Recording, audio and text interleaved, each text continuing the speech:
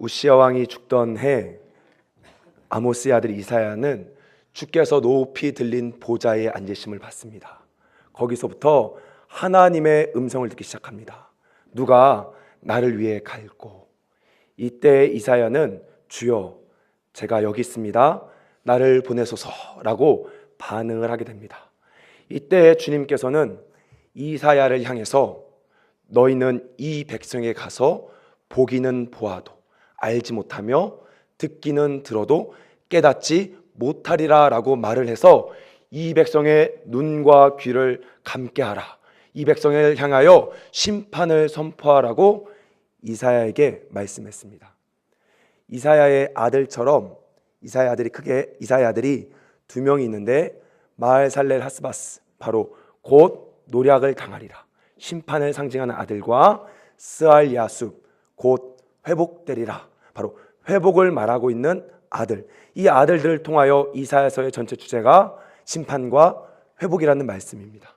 그런데 너무나 재미있는 것은 이사야서를 읽다 보면 문체가 다양하며 또한 읽는 대상이 독자들이 다른 시대에 있는 것 같이 느껴지고 주제가 너무나 방대해서 읽다 보면 이스라엘 백성이 아니라 읽는 사람 자체가 보기는 보아도 알지 못하며 듣기는 들어도 깨닫지 못한 것처럼 이사야서가 어렵다라는 것이에요. 그래서 이사야서를 매일 읽어야지라고 읽다 보면 이거 뭐야, 어제 읽은 건데? 이렇게 느껴질 때가 있다는 거죠. 보기는 보아도 알지 못하며 듣기는 들어도 깨닫지 못하는 것처럼 이사야서가 좀 다양한 주제가 있는 것 같고 또 문체가 다양하다 보니까 어렵다라는 거죠. 그래서 1892년 버나드 둠이라는 학자는 이 이사야를 세 권으로 나눠봤습니다. 1장부터 39장까지 제1 이사야, 그 다음에 40장부터 55장까지 제2 이사야, 56장부터 66장까지 제3 이사야. 그래서 제1 이사야는 포로 전에 이스라엘 백성에게 말하는 거다. 그 다음에 제2 이사야는 포로에 끌려간 백성에게 말하는 거다.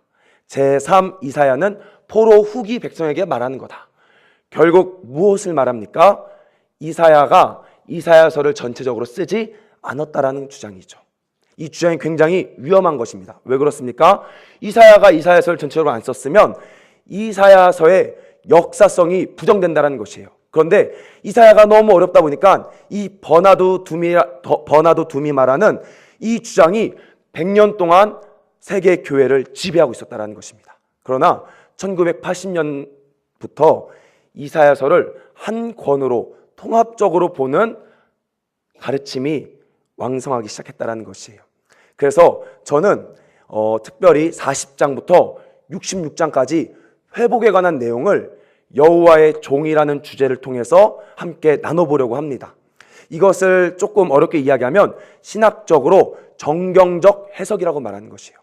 성경 본문이 최종 형태가 우리 가운데 어떻게 말하고 있는지, 이 최종 형태를 통하여 본문이 뭘 말하고 있는지 해석하는 방법을 정경적 해석이라고 말해요. 그래서 저는 이 정경적 해석을 따라서 여호와의 종의 주제를 가지고 이 이사야서를 한 권으로 한번 보려고 합니다.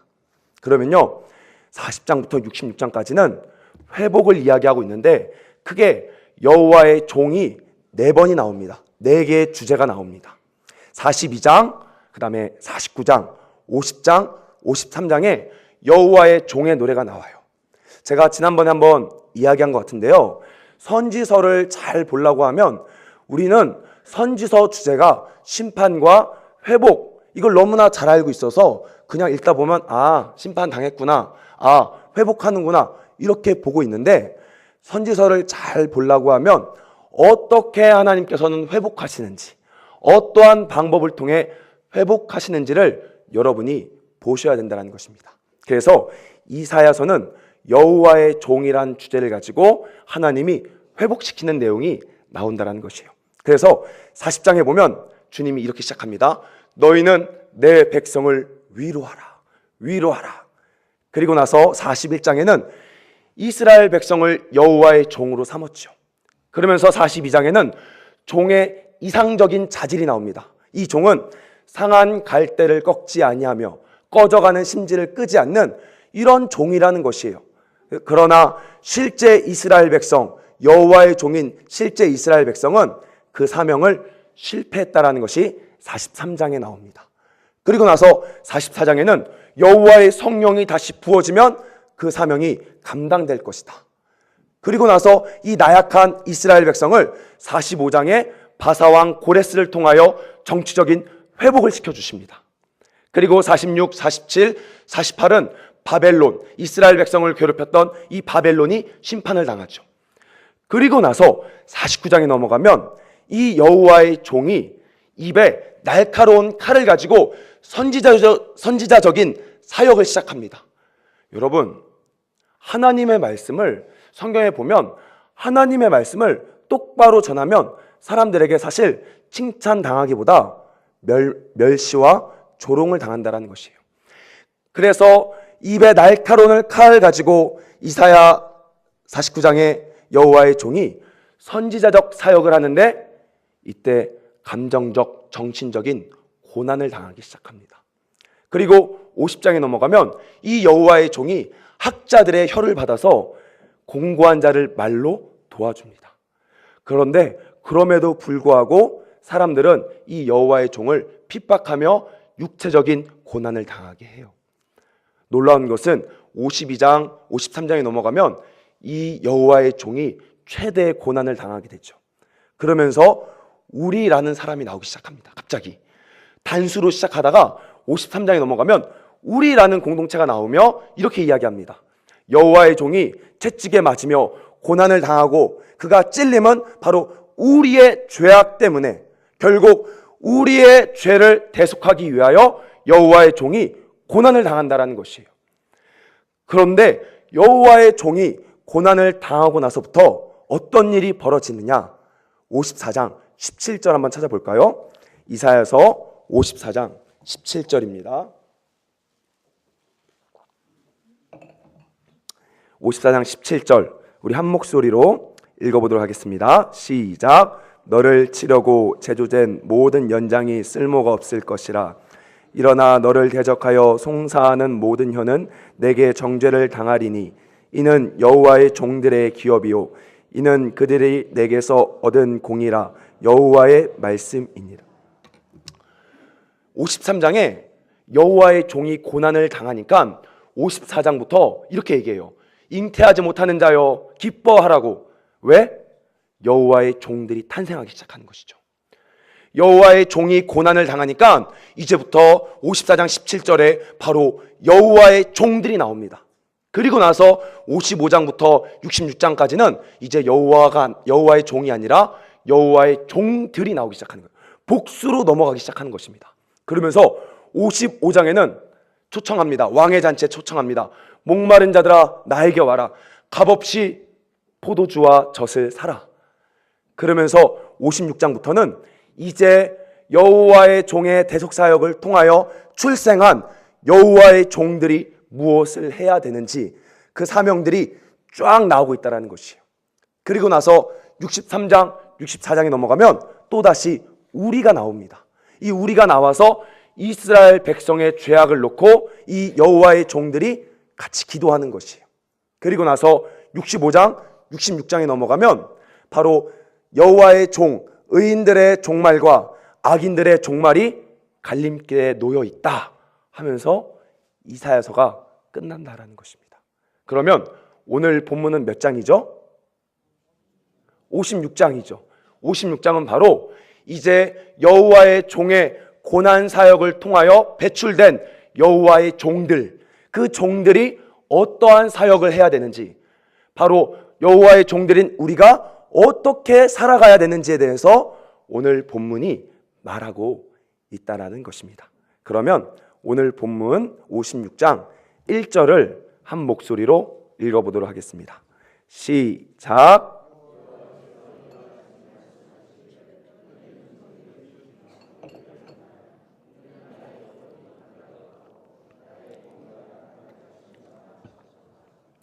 예, 이렇게 이야기하죠. 여호와의 종들이 정의를 행하고 의를 행하라고. 여러분, 창세기 18장 19절에 보면 하나님께서 아브라함을 택한 목적이 바로 의와 공도를 행하게 하려고, 이 백성이 의와 공도, 히브리어로 뮤시파트와 ጼ데크, 정의와 공의를 행하게 하려고 이스라엘 백성을 택했다. 시편 97편 2절에 보면 여호와의 보좌는 의와 공평이다. 다른 말로 이야기하면요, 의와 정의와 공의, 그것이 율법의 가르침의 핵심인데 그것을 우리가 해야 된다는 것이죠. 그러면 정의와 공의, 과연 먼저 정의가 무엇이냐부터 우리는 따져봐야 된다는 것입니다. 여러분, 혹시 몇 년 전에 하버드 대학교 철학자인 마이클 샌델 정의란 무엇인가 라는 책 보셨습니까? 이게 베스트셀러가 됐죠. 이 하버드대 마이클 샌델이 정의가 무엇인지 설명하기 위해서 강연과 책을 가지고 한국의 큰 이슈와 베스트셀러가 됐습니다. 그때 이런 비유를 해요. 책에 있는 내용은 아닌데 이런 거예요. 한번 보십시오. 주일날 아주 좋은 고급 승용차를 한 대 뽑았어요. 이 집사님이 그 고급 승용차를 뽑고 교회 마당에다가 주차를 했습니다. 그래서 은혜를 열심히 받고 딱 내려와 보니까 유치부 애들이 거기다가 차에다가 낙서를 하고 있는 거예요. 그럼 여러분, 얘네들을 혼내는 게 정입니까? 아니면 용서해 주는 게 정입니까? 그러니까 이런 질문들이 이 마이클 샌델 박사가 계속 이야기하면서 우리 가운데 정의가 무엇인지를 가리키고 있다는 것이에요. 여러분, 혼내야 돼요? 용서해 줘야 돼요? 모르겠죠? 모르는 거예요. 그래서 이 마이클 샌델은 이렇게 정의를 합니다. 정의란 바로 미덕을 추구하며, 뭐라고요? 미덕을 추구하며 공동의 선을 위해 고민하는 것. 다른 말로 도덕과 공동체의 이익, 이 같이 가야 되는 것이 정의다라고 이야기를 했어요. 그러면 성경에서는 정의가 무엇이냐? 오늘 그것부터 이야기를 할게요. 자, 보면 정의와 공의 이렇게 나오죠. 다른 말로 미슈파트와 ጼ데크. 바로 먼저 의부터 이야기할게요. 의가 좋다라는 이야기는 관계가 좋다라는 얘기예요. 그래서 하나님의 의를 구하라라는 이야기는 하나님의 뜻을 구하라는 말이 아니라 하나님과 나와의 올바른 관계를 구하라는 것이죠. 그래서 우리가 하나님과 올바른 관계를 맺는 것이 공의, ጼ데크라는 거예요. 근데 이 하나님과 올바른 관계를 이 땅에 실현하는 것, 이것을 다른 말로 미슈파트, 정의라고 말하는 거예요. 이해되십니까? 내가 가난한 사람을 사랑하시고 고아와 과부의 아버지 되신 그 하나님과 교제하는 것, 이게 공의라고 하면 이 관계를 이 땅에 실현하는 것, 다른 말로 이야기하면 고아와 과부를 먹이는 것, 이게 정의, 성경에서 말하고 있는 정의다, 이렇게 말하고 있다라는 것이죠. 그러면 하나님께서, 여러분, 공의와 정의가 뭔지 이제 이해되시죠? 그러면 실제적으로 이 공의와 정의를 어떻게 지키고 어떻게 행해야 됩니까? 이것이 오늘 본문 2절이에요. 2절. 우리 한번 2절을 한 목소리로 또 읽어보도록 하겠습니다. 시작.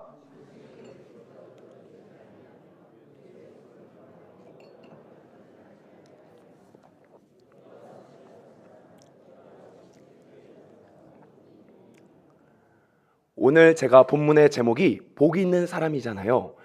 여기 2절도 읽어보면 원래 복 있는 사람은 이렇게 시작되는 거예요. 원래 성경에서는 복 있는 사람은 바로 안식일을 지키는 것, 그것이 먼저 하나님과 관계를 맺는 것, 그 관계를 이 땅에 실현하는 게 뭐죠? 악을 행하지 않는 것, 바로 공의와 정의, 바로 안식일을 똑바로 지키는 것이 먼저 하나님의 공의와 정의를 실행하는 것이래요.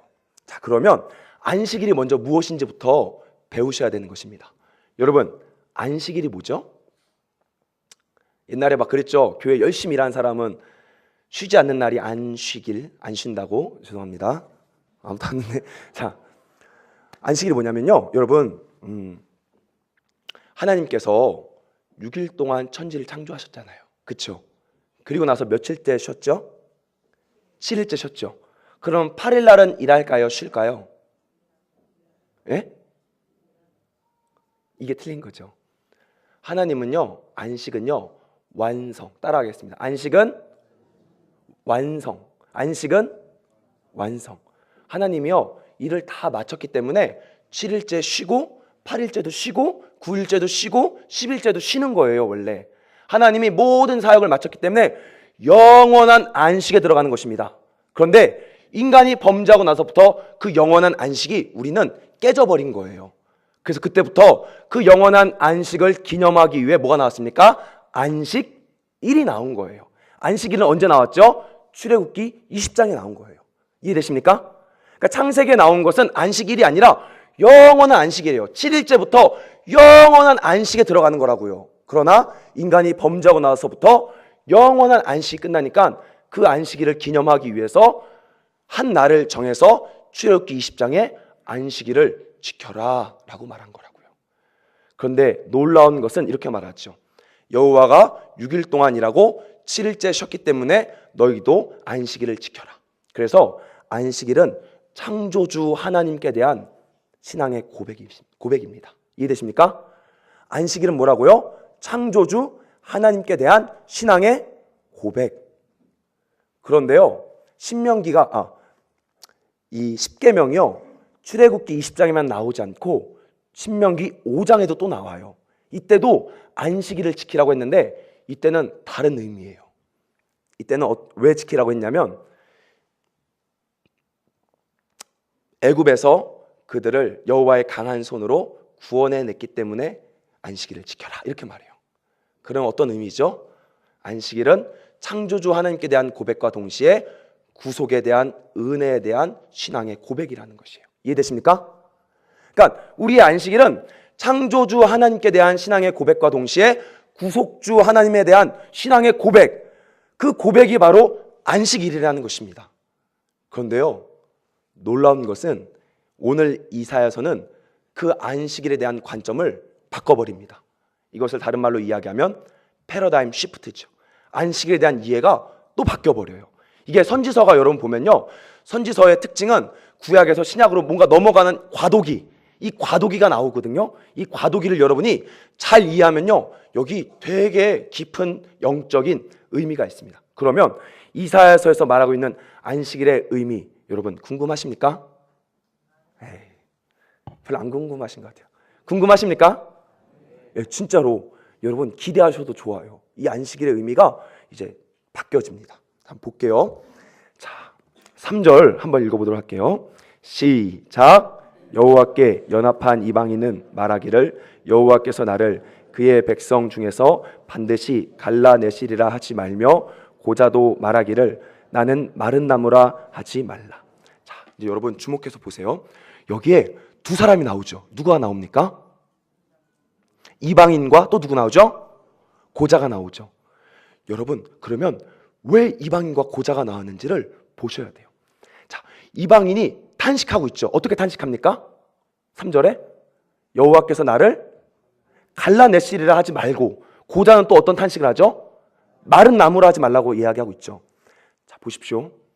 이제 여러분 조금 어려울 수 있어요. 그래서 제가 이 설교를 준비하면서 하나님 정말 쉽게 전할 수 있는 지혜를 달라고 제가 기도했는데요. 자, 보세요.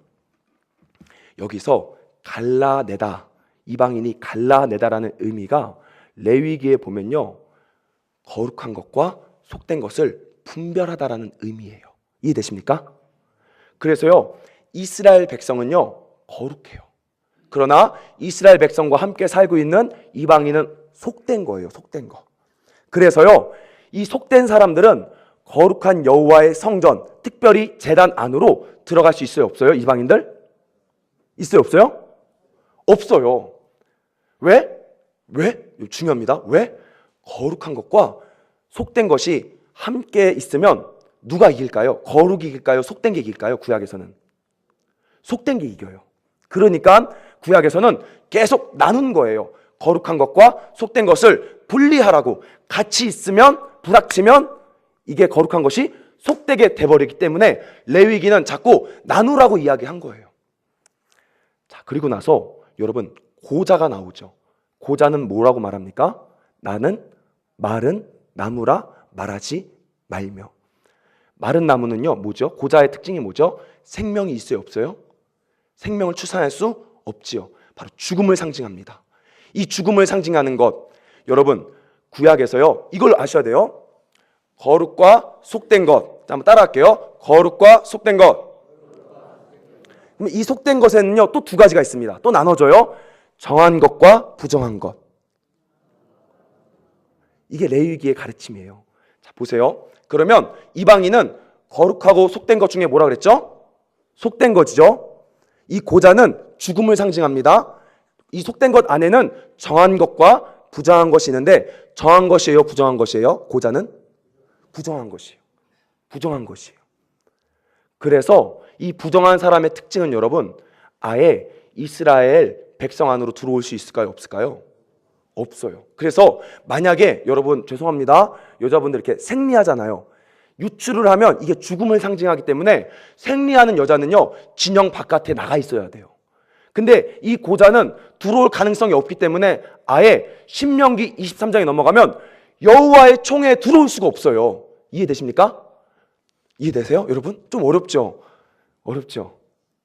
다시 한번 정리. 이걸 알아야 안식일에 놀라운 걸 보게 돼요. 자, 다시 한번 정리할게요. 자, 레위기는 거룩한 것과 속된 것을 나눈다. 그래서 거룩한 것은 이스라엘 백성, 속된 것은 이방인. 이 이방인 중에는 정한 이방인과 부정한 이방인이 있다는 것이에요. 이 부정한 것은 죽음을 상징합니다.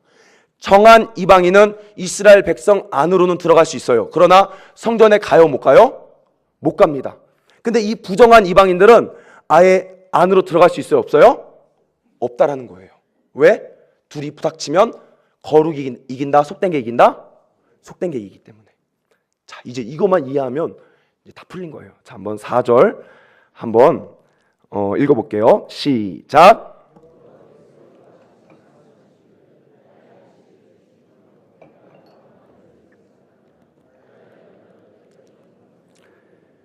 자, 보세요. 이 고자가 이제 안식일을 지키며 바로 안식일을 지킬 때 하나님의 구원이 가까이 온다라는 이 언약을 붙잡으면 어떤 일이 벌어집니까? 자, 5절. 바로 내가 내 집에서 내 성 안에서 아들이나 딸보다 나은 기념물과 이름을 그들에게 주며 영원한 이름을 주어 끊어지지 아니하게 할 것이며. 이스라엘 백성 안으로 들어가 버리는 거죠. 이제 들어올 수 없는 부정한 고자가 이스라엘 백성 안으로 들어가게 되는 거예요. 그런데요, 이제 보십시오. 이 속된 정한 이방인이 안식일을 지키면 어떤 일이 벌어지는지 한번 보십시오. 자, 6절 한번 같이 읽어볼게요. 시작. 또 여호와와 연합하여 그를 섬기며 여호와의 이름을 사랑하며 그의 종이 되며 안식일을 지켜 더럽히지 아니하며 나의 언약을 굳게 지키는 이방인마다, 자 보십시오. 7절 제가 눈으로 읽을 테니까 여러분 눈으로 보세요. 내가 곧 그들을 나의 성산으로 인도하여 기도하는 내 집에서 그들을 기쁘게 할 것이며 그들의 번제와 희생을 나의 제단에서 기꺼이 받게 되리니. 어디서 받는다라고요? 예. 네. 여러분 이해되십니까? 자, 이해되세요 여러분? 이방인은 제단에 들어갈 수 있어요, 없어요? 없잖아요. 근데 안식일을 굳게 잡으니까 이제 속됐는데 정한 이방인이 제단 안으로 들어가게 되죠. 다른 말로 이야기하면 거룩하게 된 거예요. 자, 다른 말로 또 고자는 아예 속한 사람들 중에 부정해서 아예 여호와의 총회, 이스라엘 백성 진영 안으로 들어올 수 있어요, 없어요? 없죠. 근데 얘네들이 안식일을 붙잡으면 얘네가 어디로 들어갑니까? 여호와의 성 안으로 들어가게 되는 거예요. 어떻게 보면 한 단계씩 안으로 들어가죠. 이해되십니까? 그럼 여러분, 제가 이거를 보는데 아니 도대체 안식일이 뭐길래 왜 이런 일들이 벌어질까? 왜 부정한 것과 정한 것이 부닥쳤으면 부정한 게 이겨야 되는데 아니 어떻게 정하게 될까? 이게 이해가 안 되는 거예요. 아니 부정한 고자가 안식일을 잡으니까 정하는 걸로 올라가 버리고 속돼서 정한 이방인이 안식일을 붙잡으니까 거룩하게 돼버리는 거예요. 아, 이게 뭐지? 이게 뭐지? 이렇게 고민을 하고 있었어요. 근데요, 신약의 한 장면이 제 안에 딱 떠오르기 시작한 것입니다. 그게 뭐냐? 마가복음 5장에 12년 된 혈류증 앓은 여인이, 이 부정한 여인이 예수님의 옷자락을 잡았는데 어떻게 돼버렸죠? 정하게 돼버린 거예요. 성경에서는 한 번도 부정과 정한 것이 싸우면 항상 부정이 이겨요. 근데 이 법칙을 깨달은 유일한 사건이 신약에 넘어가면 예수 그리스도의 옷을 잡을 때 정한 것과 부정한 것이 부닥치면 정한 게 이겨버리는 거예요. 그러면 이게 뭘 말하는 거죠? 안식일이 지금 뭐죠, 여러분? 안식일이 뭐죠? 예수 그리스도요. 안식일에 대한 관점이 바뀌어버린 거라니까요. 그러니까 우리는 알죠. 신약을 배웠기 때문에 안식일의 주인은 예수님, 이거 너무 쉽게 알잖아요. 근데 그 전까지는 이 안식의 개념이 그 개념이 아니었는데 이제 주님께서 바꿔버리는 거예요. 바로 안식일 그 자체가 예수 그리스도. 안식일을 지키는 것이 여러분 지금도 오늘날 예수님이 지나갈 때 그 옷자락을 붙잡는 거라고요. 여러분이 안식일을 올바로 지키기 시작할 때 예수님의 옷자락을 붙잡을 수 있는 은혜가 여러분 가운데 부어진다라는 것이에요. 아멘. 그러니까 안식일은 뭔가 율법적으로 거룩한 한 날을 떼어 지켜라, 거기에 복이 있다, 이런 개념만이 아니라 안식일 그 자체가 예수 그리스도, 오늘날로 보이지 않는 예수님을 만질 수 있는 유일한 방법, 그게 바로 안식일을 굳게 지키는 것. 그 기적이 있다는 거예요. 그러면요 여러분, 지금 혹시 여러분 가운데 제가 신비주의자가 아닙니다. 그런데 안식일을 올바로 지키면요 치유가 일어나는 거예요. 이게 성경적인 원리예요. 부정하고 어렵고 힘든 사람이 온전히 주일을 지키며 주일날 주일 성소를 하기 시작할 때 여러분 가운데 회복이 일어난다는 것이에요. 근데 여러분이 그것을 안 믿고 그냥 책받기 돌듯이 일요일이니까 교회 가야지, 그냥 앉아있으면 그 은혜를 못 누린다는 것이죠. 왜 그렇습니까? 예수님이 지나갈 때 많은 사람이 예수님의 옷자락을 만졌어요. 그런데 거기에 무슨 아무런 능력이 없었죠. 그런데 이 믿음으로 혈류증 앓은 여인이 예수님의 옷자락을 붙잡기 시작할 때 예수님의 힐링 파워, 치유의 능력이 그 여인 가운데 임했다라는 것이죠. 아멘.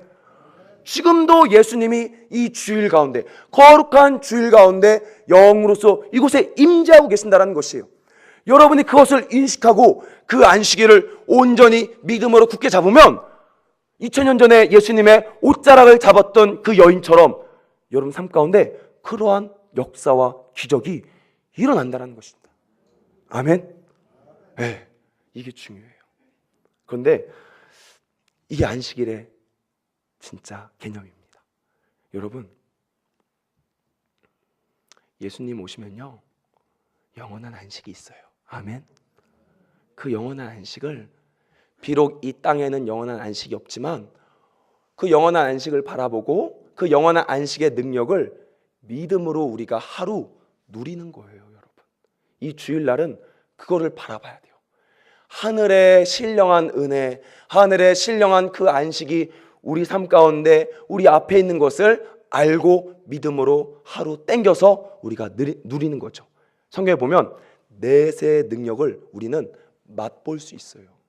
온전히 누릴 수는 없지만 맛볼 수 있어요. 그래서 여러분, 이 안식일에, 이 주일에 하늘나라의 그 신령한 은혜를요 여러분이 맛볼 수 있다는 것입니다. 어떻게? 믿음으로 그 안식일을 굳게 잡을 때. 그래서 여러분, 혹시 여러분 삶 가운데 부정한 사람들이 있습니까? 그 안식일을 굳게 잡으면 정하게 되는 거예요. 또 정한 사람이 있습니까? 그 안식일을 굳게 잡으면 거룩하게 바뀌는 거라고요. 주님이 바로 이 안식일을 통해 주의 백성들을 모으겠다라고 새롭게 약속하고 있는 것이죠. 우리 오늘 본문 8절 한번 읽어보도록 하겠습니다. 시작. 이스라엘의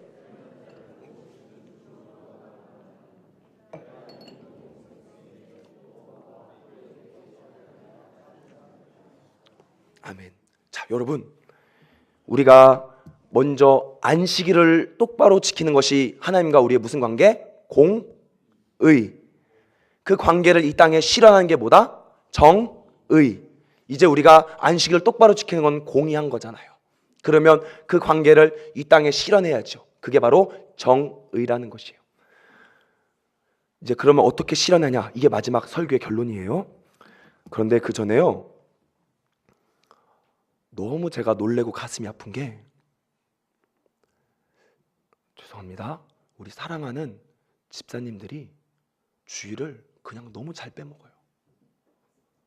안식일이 얼마나 중요하고 안식일이 목숨 걸고 지켜야 되는 것이고, 어떻게 보면 그리스도인의, 저는 개인적으로 봤을 때 그리스도인의 믿음의 표가 바로 안식일이에요. 근데 지금 많은 성도들이, 우리가 매주 출석을 체크하면서 보죠. 성도면 제가 이해해요. 근데 집사님이, 권사님이 결혼식, 중요하죠. 결혼식 중요하죠. 결혼식, 또 때로는 죄송합니다, 가게 근무가 있어서 그냥 안식일을 너무나 그냥 빼먹는 거예요. 너무 두려워요. 저는 아니, 가장 기본이고 가장 우리 믿는 사람의 핵심이 바로 주일 성수인데, 이 주일 성수가 만만한 거예요. 두려워할 줄을 모르는 거예요. 이 안식일은 축제의 날이고 축복의 날인데 그것도 못 믿고, 죄송합니다, 그깟 몇 푼 더 벌어보려고 일하러 가는 거예요. 제가 얘기할게요. 일 안 해도 돼요. 좀 안 벌면 어때요? 100만 원 갖고도 살 수 있어요, 여러분. 좀 가난하게 살면 어때요? 주일날 그거 좀 일 안 하면 어때요? 죽습니까, 여러분? 그런데 많은 사람들이 이 귀한 축복의 안식일을, 이 주일을 그냥 빼먹어 버리는 거예요. 사람들 관계도 있고, 조카 결혼식도 있고, 체면도 있고. 제가 이렇게 말하면, 그러면 그들과 아예 인연을 끊어야 됩니까? 아니에요. 1900년대에 보면요, 평양과 선천에는요, 가게들이 주일날 문을 닫아버렸어요. 그리고 5일장 쓰잖아요. 이 5일장 쓸 때 여러분, 장사하는 사람들 5일장 중요하잖아요. 이 가게 문을 그냥 닫아버렸어요. 닫아버리는데 불신자들이 찾아오기 시작한 거예요. 도대체 그날이 무슨 날이길래 이렇게 하냐. 안식일은요, 우리가 안식일을 똑바로 지키기 시작하면요, 불신자들의 양심을 흔들어 버릴 수 있어요. 우리가 안식일 안 지키니까 하나님이 없는 거예요. 그들이 봤을 때는 하나님이 진짜 있어 봐요. 저 집사님은 일요일날 1000만 원을 벌 수 있는데도 주일을 성수하는구나. 안식일이 바로 가시적인 표라는 것이죠. 이 조나단 에드워즈도 이렇게 얘기합니다. 이 주일 성수가 바로 신앙의 가시적인 표가 된다라고. 불신자들에게 예수 그리스도를 보여줄 수 있는, 바로 우리 신앙의 주일 지키는 것이 불신자들에게 예수님을 보여줄 수 있는 길이라고.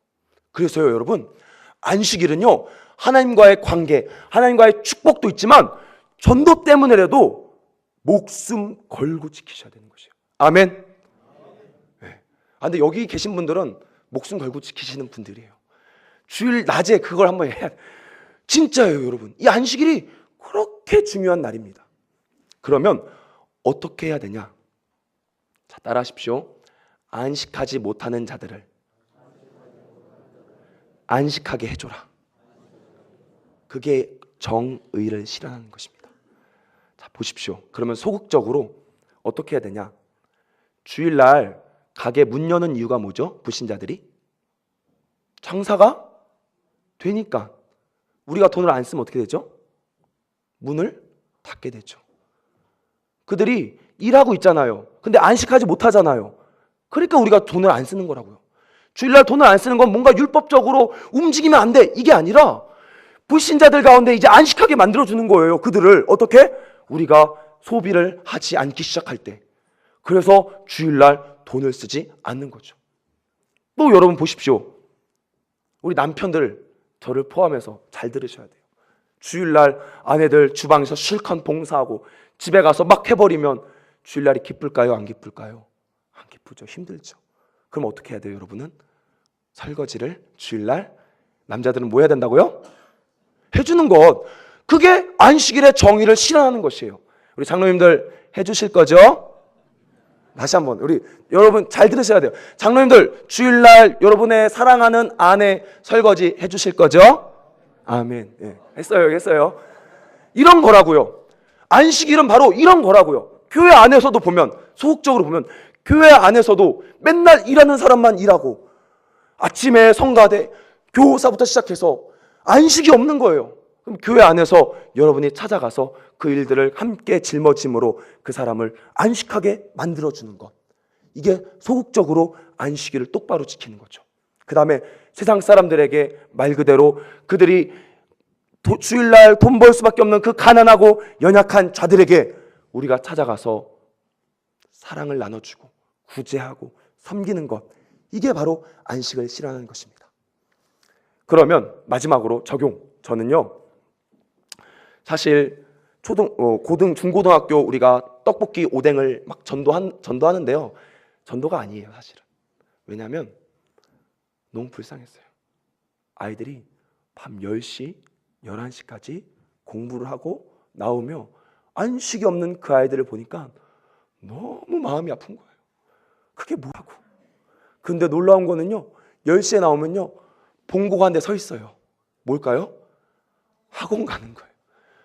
이 안식이 없는 중고등부 애들이 너무 불쌍한 거예요. 그래서 그들에게 안식을 주고 싶어서, 조금이나마 쉼을 주고 싶어서 나올 때 얘들아 출출하지? 오뎅 먹어라, 떡꼬치 먹어라. 이렇게 그들에게 안식할 수 없는 아이들에게 안식을 하기 위해서 잠깐의 사랑을 흘려보내주고 있는 것이에요. 아멘. 그러면서 그들에게는 제가 평일날은 열심히 공부해라라고 말하고 주일날은 목숨 걸고 지켜라고 말해요. 왜? 하나님 진짜 살아있기 때문에. 여러분, 대학 좀 못 가면 어때요? 대학 잘 가는 것도 중요하지만 안식일을 똑바로, 주일을 똑바로 지켜야 되는 거 아닙니까? 여호와를 경외하고 그 여호와를 경외하는 자들에게는 반드시 주님께서 얘기하잖아요. 부정한 자가 정하게 되고 정한 자가 거룩하게 되고, 그 신비의 능력이 이 주일날 주님께서는 약속하셨다는 것이에요. 그래서 여러분, 주일날 되면요 이제 목숨 걸고, 그래서 여러분이 평일날 친척들에게는요 되게 잘해주세요. 막 돈도 주고 찾아가서 선물도 갖다 주고. 그런데 주일날 되면 야 진짜 미안하다, 나 살아계신 왕을 만나러 가야 돼, 정말 미안, 내가 이거 끝나고 월요일날 대신 찾아갈게. 여러분 그렇게 해보십시오. 바로 그것이 불신자들을 전도하는 안식일의 표가 된다는 것입니다. 아멘. 저는 저와 여러분들이 이제 안식일의 개념을 알고 주일의 개념을 알고 밤마다 설레이는 마음으로 주님 내일도 주일날 영 가운데 임재하시면서 이 성전을 지나가실 거죠. 제가 믿음으로 받겠습니다. 우리 안식할 수 없는 우리 남편 안식할 수 있는 기적이 일어나게 해주세요. 두 다리가 아파서 성전에 올라오기 힘든 사람들, 이 안식일에 주일에 놀라운 치유의 기적이 일어나게 해주세요. 비 때문에 고생하는 사람들, 안식하지 못해 주일날도 울고 있는 그런 사람들, 하나님 이 안식일의 기적을 통하여 놀라운 치유와 회복의 역사, 빚을 갚는 축복의 역사가 일어나게 해주시옵소서. 여러분이 그렇게 믿음으로 주일을 이제 사모하시길 소망합니다. 기도하겠습니다. 하나님 감사합니다. 여호와의 종들이 해야 될 것이 바로 공의를 행하며 정의를 시행하는 것인데, 그 첫 번째 방법이 안식일 주일 성수임을 배웠습니다. 그 주일 성수가 바로 부정한 것을 정하게 하며 정한 것을 거룩하게 만드는 주의 놀라운 날임을 우리가 배웠사오니, 이제 믿음으로 그 안식일을 목숨 걸고 지키게 하여 주시옵소서. 감사드리며 예수 그리스도의 이름으로 기도드립니다.